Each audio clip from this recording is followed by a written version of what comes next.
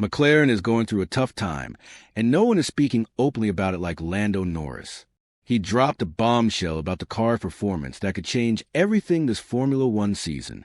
Will the team be able to turn things around? Stay with me until the end, and I'll tell you everything you need to know about this crisis-shaking McLaren and what it could mean for the team's future in the title race. Lando Norris started the 2025 Formula One season in the best possible way, winning the Australian Grand Prix in Melbourne.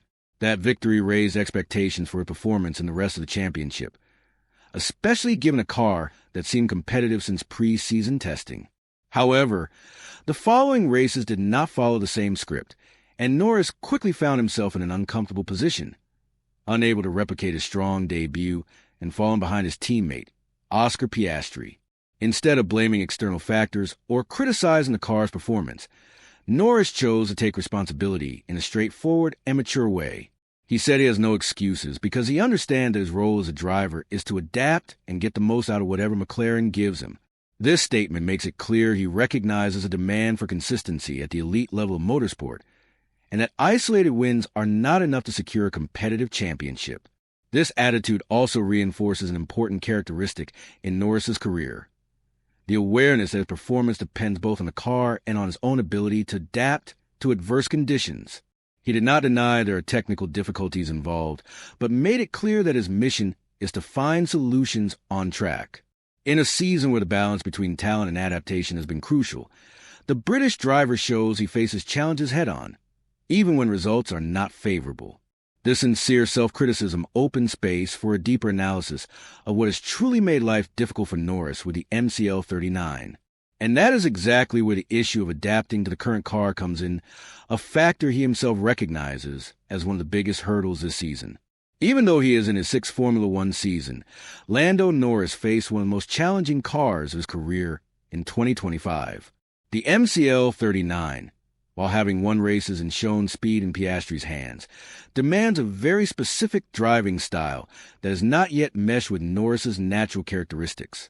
How the car delivers grip, especially when entering corners, has been a source of frustration for the British driver, who is still trying to understand the car's real limits.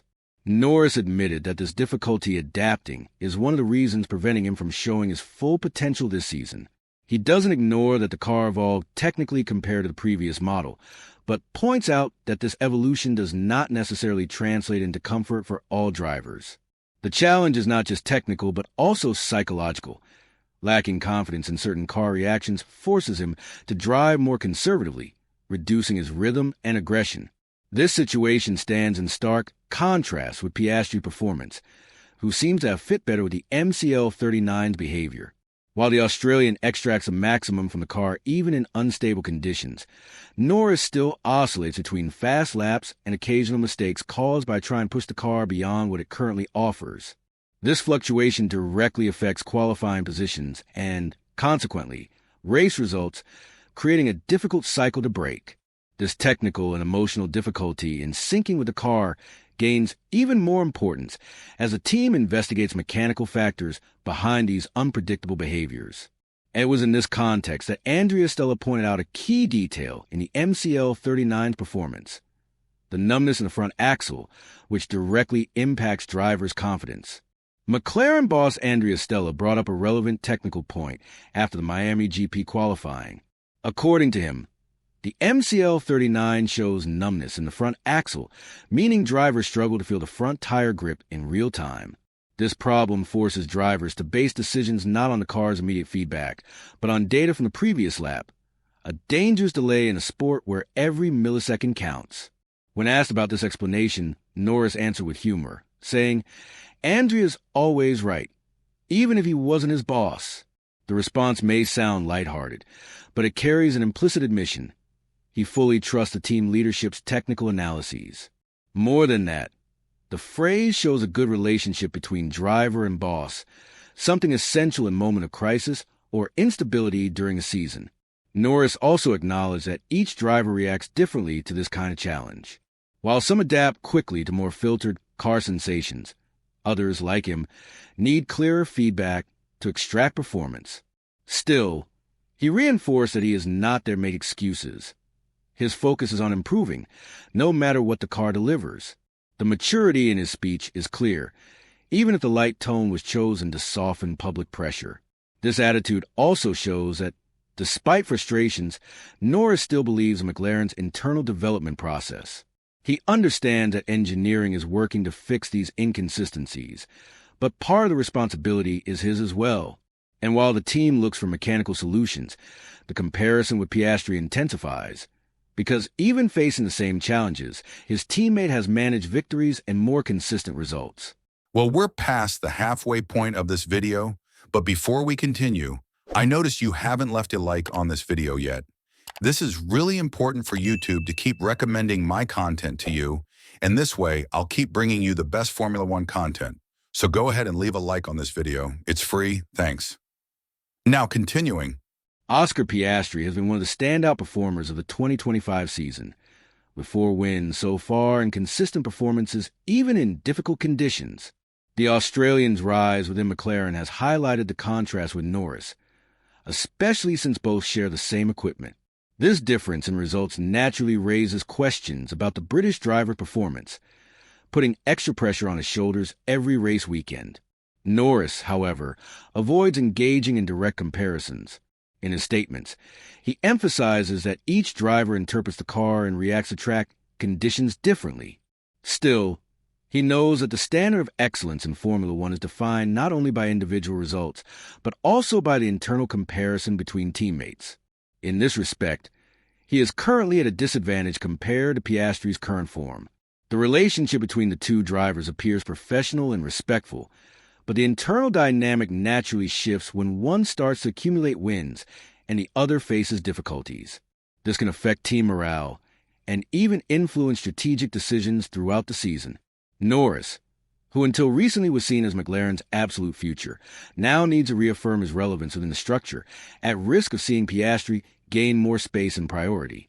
Piastri's growth in Norris's cool, focused response to it demonstrate the level of demand in the category. To keep fighting at the front, talent alone is not enough. It's necessary to keep up with the teammates' evolution and react quickly. This constant pressure has led Norris to a broader reflection on his own path and his commitment to continuous improvement, something he made clear in his most recent statement. In one of the most honest parts of his interview, Norris made it clear that the pursuit of progress is constant, even when the results seem satisfactory. He highlighted that, even when winning races or finishing on the podium, no driver is ever fully satisfied. There's always a desire to extract more, fix details, and reach an even higher level. This mindset is essential in a sport where the margin for error is minimal and the competition brutal. He also emphasized that his journey in Formula One is not made up only of brilliant moments. There are days when everything works perfectly and others when things simply don't click. In these situations, the driver needs to stay calm, trust the process, and keep working. Norris recognizes that sometimes he himself needs to do better, and this self-criticism reveals an important degree of maturity and commitment to his evolution.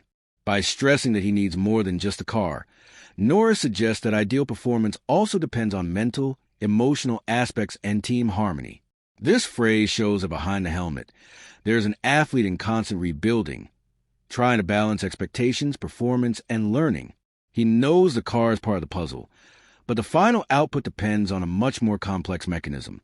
With this mindset, Norris shows determination to turn the page and recover lost ground. Even in a difficult season, he remains engaged and willing to face his own limits, without hiding his flaws or avoiding comparisons. And while he tries to find his best rhythm again, McLaren continues betting on 2 different, but equally promising, talents to keep their fight alive among Formula One's giants. Lando Norris made it clear that he will not hide behind excuses, even with all the difficulties McLaren faces with the MCL39. This revelation exposes a real problem within the team, which needs to act quickly to regain pace before the season slips away.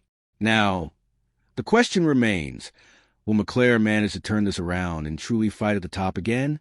I want to know your opinion. How do you think this crisis will impact the future of Norris and the team? Leave your comment, and stay tuned for more important Formula One news. And if you, just like me, are passionate about everything happening in the world of Formula One and want to stay updated on the latest news, Don't leave this video without sharing it with that friend who also follows F1 closely and will love this content. See those video suggestions on your screen? The first one I picked especially for you, with more news and analysis, and the other is a suggestion from YouTube itself. I'll see you there. Until the next video.